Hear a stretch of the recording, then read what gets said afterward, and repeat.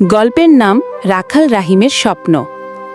সবুজ গ্রামের মাঝখানে বাস করত ছোট্ট এক রাখাল ছেলে রাহিম। প্রতিদিন সকালে সে তার কয়েকটি ছাগল নিয়ে মাঠে চলে যেত।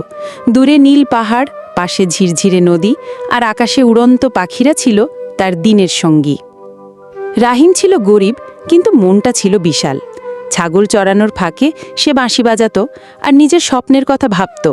একদিন সে পড়াশোনা শিখে গ্রামের সবার উপকার করবে, কিন্তু বই কেনার টাকা ছিল না।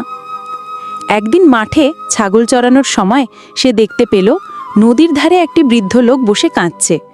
রাহিম ছুটে গেল এবং জিজ্ঞেস করল, চাচা, আপনি কাঁদছেন কেন?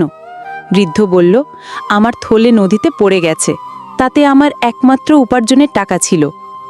রাহিম একটু ভেবে নদীতে ঝাঁপ দিল। অনেক কষ্টে সে থলেটি তুলে আনল। বৃদ্ধ খুশি হয়ে বলল, বাবা, তুই আমার প্রাণ বাঁচালি। আমি তোকে ধন্যবাদ দেওয়ার মতো কিছুই নেই, তবে এটা নে। তিনি রাহিমকে দিলেন কয়েকটি পুরনো কিন্তু ভালো বই। সেই বইগুলোই রাহিমের জীবন বদলে দিল। রাতে ঘরের মাটির প্রদীপের আলোয় সে পড়া শুরু করল। ধীরে ধীরে সে গ্রামের প্রথম ছেলে হিসেবে পরীক্ষায় পাশ করল।